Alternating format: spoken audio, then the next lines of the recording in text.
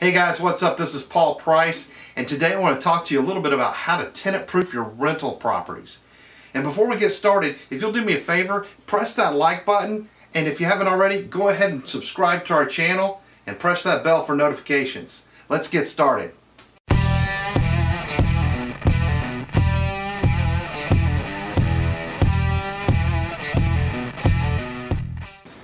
One of the first things you begin to realize when you own rental properties is that tenants can be rough on a property. I always joke that they can tear up an anvil. There are some things that you can do to protect yourself against tenant damages. Some of the things you can do is choose the right materials when you're doing your rehabs and when you're renovating between tenants. Make the right choices there, and it can save you a lot of time and money and heartache down the road. And what am I talking about here? Well, I make my decisions on what materials I use based on several factors. One of the factors is, consistency. Am I going to be able to get the same color, like a paint color, or the style going to be the same? Whether it's going to be like a gold fixture and next time it's going to be brass, or is it going to be, antique brass or brushed nickel or whatever. The styles, are they going to go out of style? I remember when I was a kid, we had avocado green refrigerator and stove and stuff. That stuff is out of style now. But what's not gone out of style? White. You can still buy a white refrigerator. You can still buy black. You can still buy stainless steel. Those things probably are going to stay around longer than some of these colors. I saw the other day they had a red refrigerator. That's probably just going to be a fad. It's going to be popular for a while and then it's going to go away. So you want to stick with stuff that's consistent, that you can replace and get the same thing over and over again, so that you're not mixing and matching stuff down the line. Now, let's talk about paint. It's not uncommon between tenants to have to paint. And when you have to paint, you want to use something like a higher sheen of paint. And there's several different layers or sheens of paint. There's flat, there's eggshell, there's satin, semi-gloss, and gloss. Those are the most common sheens. The higher you go in sheen, the more durable the paint, and the better it is for cleaning. So if somebody scuffs the wall, you can take a sponge and wipe down the wall.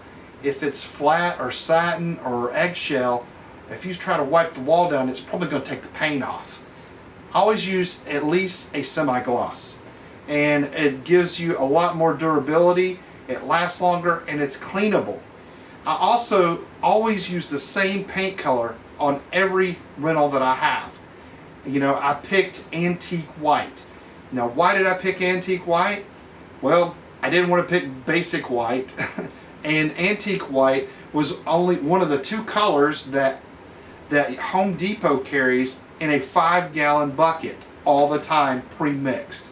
If you go down there right now to Home Depot in my neighborhood, I can get a Speed Wall by Glidden antique white 5 gallons already pre-mixed.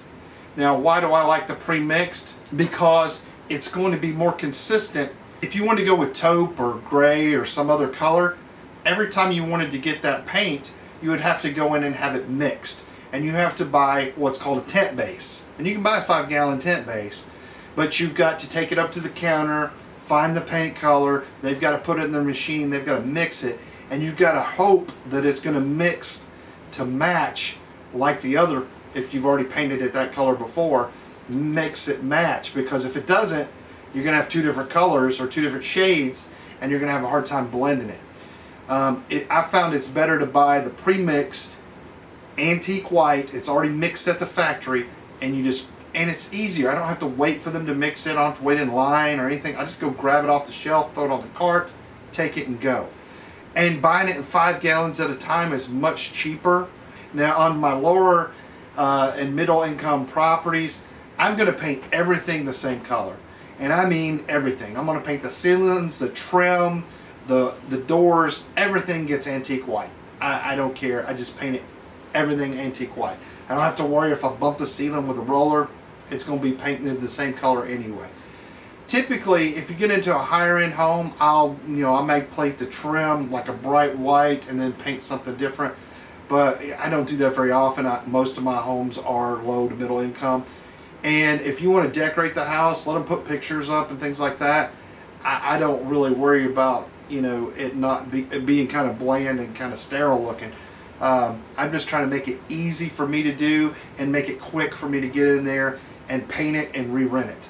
And when you paint it, it just makes it look fresher and cleaner. And but I go with the antique white. They also do pre-mixed just a solid white. I think the antique white's a little bit better, especially if you get a tenant that smokes, because it tends to make the walls a little bit dingy anyway. And you can get away a little bit longer sometimes between paintings if you got a little bit of that yellowish off-white tint to it, if you got a smoker in there. But most of the time, if I can get away with, you know, not having to repaint a house, I'll go in and just touch up the spots that I need to touch up, try to clean where I can, and then let it roll. So, you know, I don't want to do any more painting than I have to. Damage to your walls. Now, most of the time when your walls get damaged, we usually end up with some kind of hole knocked in the wall. Typically, it's one of two things. It's either when they are moving furniture in or out, they end up knocking something into the wall because it's big and bulky. They bounce it into the wall and they knock a hole in the wall.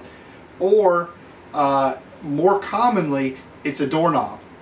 And we find that 9 out of 10 times that doorknob hits the wall and knocks a hole in the wall because the doorstop is broken or bent. And so we started out using these little cheap, you know, 50-cent door stops that go on the baseboard, and they just don't work very well, especially if you get the little springy ones. Also, just a side note, the little springy ones that have a little white cap on them, those are not child-proof. That little cap will come off and kids can put it in their mouth, so I stay away from those. The solid ones are a little bit better, and they have a cap on them, but the cap is molded onto it and it doesn't snap off real easy. One of the problems with the solid ones is that the actual screw part that you put into the baseboard and the shaft that is the doorstop are two pieces, and they're pressed together at the factory, but they oftentimes, if someone walks by and kicks that doorstop or runs into it, they will pop apart, and you can put it back together, but then once it's been popped apart, it tends to pop back off, and that becomes a big issue. So what we've gone to using is a dome, or I call it a half moon kind of doorstop, and it's also a wall protector. It goes high up on the wall where the doorknob is, and they come usually in a 2-pack, and they've got a little bit of a little peeling stick. You peel it off and you stick it to the wall. And some walls, depending on the texture, it may not want to stick real well, but if you have any problems with it, adhesive, you can actually take the dome off of it and put a screw through it and then put the dome back on. The dome and the back are two separate pieces, and it comes apart. But those work really well. They tend to keep the doorknob from getting bumped through the wall, and that saved us a lot of headache and a lot of repairs on our drywall.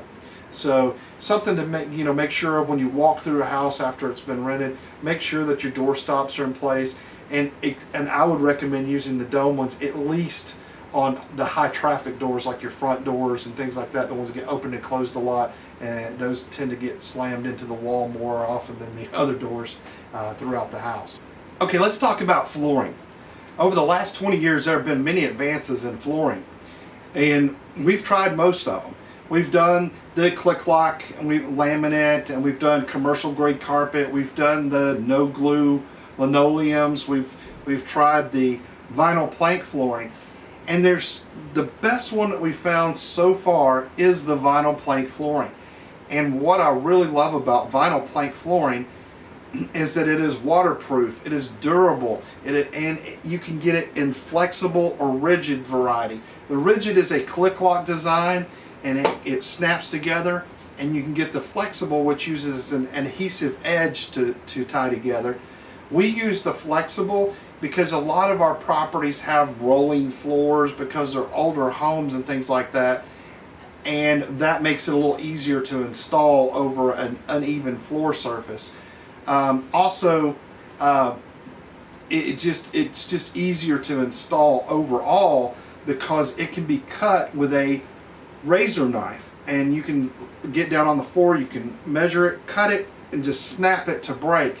If you go with the rigid plank, which we've used that as well, you have to measure it, get up and go to the saw and cut it, and then come back and snap your plank in.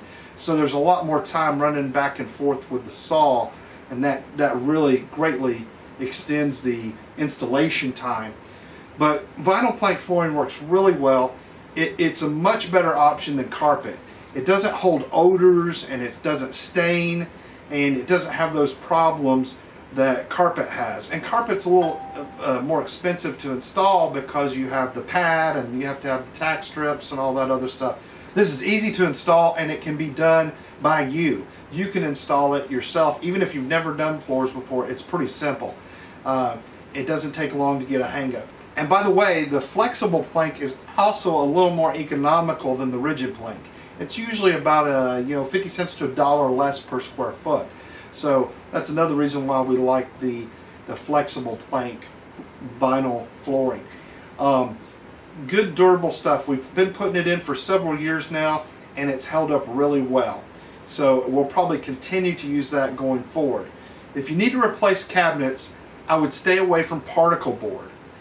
Particle board cabinets will not do well if they get wet, and inevitably they will get wet. Something will happen. Either people will, most of our tenants end up washing dishes by hand, and they'll put dishes up that aren't dry and they're still wet, and then it'll get inside there, and it'll cause that particle board to bubble up. Or if you have a sink there and the sink starts leaking underneath, it drips water, it's going to swell up. Particle board just does not work well. You want to get the plywood construction cabinets with the real wood fronts. Those are the best ones. They're a little bit more expensive, but they're going to hold up better over time, and they're much more durable. And if you have the real wood on the fronts, don't get the laminate stuff. Like, you can get them in white sometimes, and that's a laminate that's been glued on. Problem is that if it peels off or somebody chips the edge of it, it looks horrible, and there's not much you can do about it. If you get a real wood front, if they scratch it or mess it up, you can actually sand it and refinish them, or paint them. That's another option. But if you get the stick-on laminate fronts on them, it's just, you can't do anything with them if they get damaged. So stick with the real wood fronts and the plywood construction on cabinetry. And I usually buy the ones that are disassembled. They come flat in a box, and it makes them easier to haul. For one thing, you can put them all in a pickup truck, take them to the site, then you take them out of the box and just install them after you put them together. Appliances. Let's talk about those for a minute. We typically only supply our tenants with a refrigerator and a stove. We don't do dishwashers, we don't do all the other stuff. So we don't do microwaves or anything like that. Basic, stove and refrigerator. In the past, I bought a used flat top, glass flat top stove at one point, and didn't last very long. Someone dropped a pan on it and cracked the whole thing, and I ended up having to trash it because it was going to cost more to fix than it was worth. So we do buy used appliances from time to time. There's a dealer here that buys them. He buys the returns and scratch and dents and stuff from Lowe's and Home Depot and places like that. A lot of times we'll go look and see what they have. If they've got a dent on the side or something's going to be up against the cabinet, nobody's going to see it. A lot of times we'll buy those scratch and dents and save the money. If we buy new, we'll go to Home Depot or Lowe's and buy a basic refrigerator or stove. We'll always buy white. There again, back to, we can always get white. It's a standard color. And we only buy on a refrigerator, we buy an over and under is what they call it. It's got the freezer on top, refrigerator on bottom. We do not do ice makers. We found that ice makers tend to have a lot of problems with leaks, with the lines coming up under the, out of the floor or whatever. If you get a leak or spring a leak behind there, it can damage the floor, cause all kinds of problems. Plus, if the ice makers, sometimes they break or they stop working, and people are rough on them. So we just quit doing ice makers. That way we don't have to worry about the leaking issue, and we don't have to worry about replacing or fixing ice makers. On the refrigerators, we also look for, there's some options that you can get for like $10 more. You can go from the wire shelves to the glass shelves. And you'd think, well, the glass shelves are probably more likely to get broken. We've not had that problem with the shelves getting broken, but if you get the graded wire shelves, they tend to get, if you spill something, it gets all the way down in the bottom because it goes right through the shelves and it gets all on the bottom of it, just gets nasty. So if you get a glass shelf, it contains spills, you just wipe them out. It's a lot easier to clean. So I like the glass shelves. They're about $10 more, and they're probably worth the extra money on those. And we try to do a 17 cubic foot or bigger refrigerator. That's a reasonable price. Usually we end up paying around $400 for a brand new one. And that's a pretty good size for a 2 or 3 bedroom house. If you get anything smaller than that, you can get some that are, they'll be cheaper in price, but they're, when you got a family, it's hard to put a lot of stuff in a, 14, 15 cubic foot refrigerator. You need at least a 17 cubic foot refrigerator. So we get that. And we try to stay pretty basic, like I said, on it. No fancy ice and water through the door or anything like that. It's going to be a basic refrigerator. The same thing on the stove. We go with a basic stove with the regular standard eyes on the top, and it may be a clock timer, but we don't get into all the fancy push buttons and all that. All the fancy stuff that comes on some of these, no glass tops, none of that stuff anymore. So it's pretty basic. Let's talk about doors. When we replace a door, if it's an entry door on the front of the house or the back of the house, we use a 6-panel metal door. Typically with no windows or anything, just a solid door. And those are the least expensive, pre-hung. And on the interior, we do the same thing, a 6-panel door that's a hollow core. Now, depending on what we're doing on the inside, sometimes if the door jam's in good shape and somebody's like knocked a hole into the door or something like that, sometimes we'll do what's called a slab replacement, where you can buy those at Home Depot. You can just buy just the door itself. It won't have any holes or any hinge cutouts. So you can buy it for about $4 or $5 extra. You can buy the doorknob hole already pre-cut, pre-drilled. But it won't have the hinge things because you won't know how they line up until you get it to your door frame. But you'll have to route out the hinges. Now that is a little easier to replace than replacing the whole frame and doing a pre-hung. Typically, if the whole door frame and everything's busted out, we'll just tear the whole door out and put a new pre-hung door in.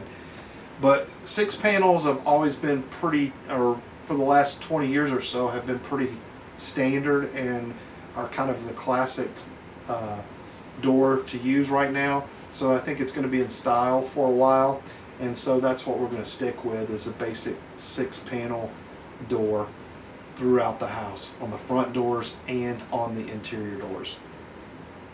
Now if you want to go with something a little more fancy on the front door and get like a half light or a fan light, you can do that. It's just going to cost you a little bit more money, and you have the risk of somebody breaking the glass. When it comes to Locksets, and here's a real time saver. I figured this out several years ago.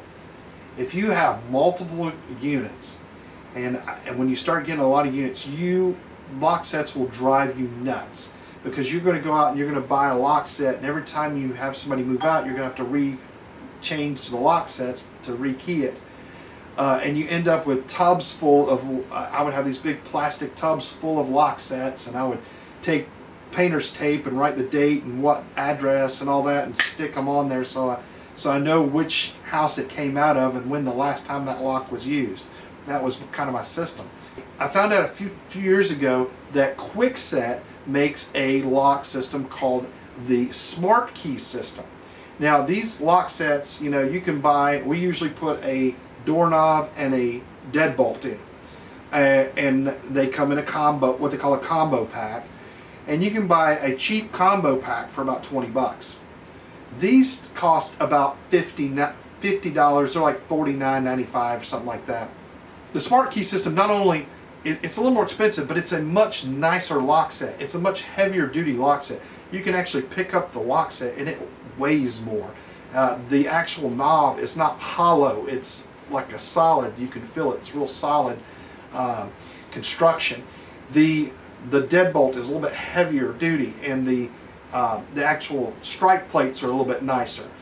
So you're paying a little bit more for that set, but you get this feature called the Smartkey system, which you take the original key, a little tool, and a new key, and in about 10 seconds you can rekey that lock. Now what's great about that is, if you've got entries on the front and the back and maybe the side of the house, you might have 3 different entry doors on the house. You can just pick up 3 sets, grab a new key, and you can go through and key all those locks, the front door, the side door, the back door, it doesn't matter, all 3 of them, you can key them to the same key. And that makes it really, really easy to do. And if someone moves out, or and I've had this happen many times, they lose a key, or they have a roommate or something that moves out and they call you and say, hey, can I rekey my lock? Instead of you coming out and actually removing the old lock set and put a different lock set in, you just go over there with your little tool, you take their key, you put it in there, you turn it a quarter turn, put the tool in, pull the old key out, put a new key in, turn it back and forth, and you've just rekeyed the lock. It's that simple. And so we use quick sets on all our rental properties. We can turn them around really quickly if we need to go and rekey something, or even if we're in between tenants, a lot of times I'll rekey it to a different key just to let vendors come in to, if we want to hire somebody to come in and do painting or something, you can rekey the lock and give them a key, and then when they're done you can rekey it back to another lock. So it just allows you a lot of flexibility with lock sets, and you don't have to save all these lock sets and keep them in tubs, and I mean, you don't have to worry about that. All you have to do is keep up with keys and not lock sets, which is a great time saving. And another thing that you can do is, and I'll let you in on this little secret, is if you've got 20 or 30 properties, you could probably key some of those to the same key. Just make sure they're not close by and they don't know it. If the tenants don't know it, it doesn't matter. If you've got a house on one side of town and a house on the other side of town, and those people don't know each other and they don't know you own both those houses, and you key them both to the same lock, nobody's going to know but you. So think about that for a minute. But anyway, I would not do that in a multi-family like an apartment complex. You don't want to put people in the same building that are going to have the same key. But if they're different addresses and they don't even know about each other, I think you're okay there. So there you have it. Those are my tips for how to tenant-proof your rental properties. This has come from years of experience doing this, so I hope you find it useful and helpful, and I hope it'll save you time and money too if you follow these tips. If you want more information on some of the products I spoke of today, I'm going to put links in the description below, and if there's something I didn't cover and you'd like for me to cover it, put a comment in the comment section and I'll try to respond back to you on that. Thanks for watching. If you enjoyed this video, please press the like button. And if you'd like to see more, subscribe to our channel. And don't forget to hit the bell for notifications so you know when we release new videos. And if you'd like more information on real estate investing, go to retirerichwithrealestate.com. Until next time, I'm Paul Price, teaching you how to retire rich with real estate.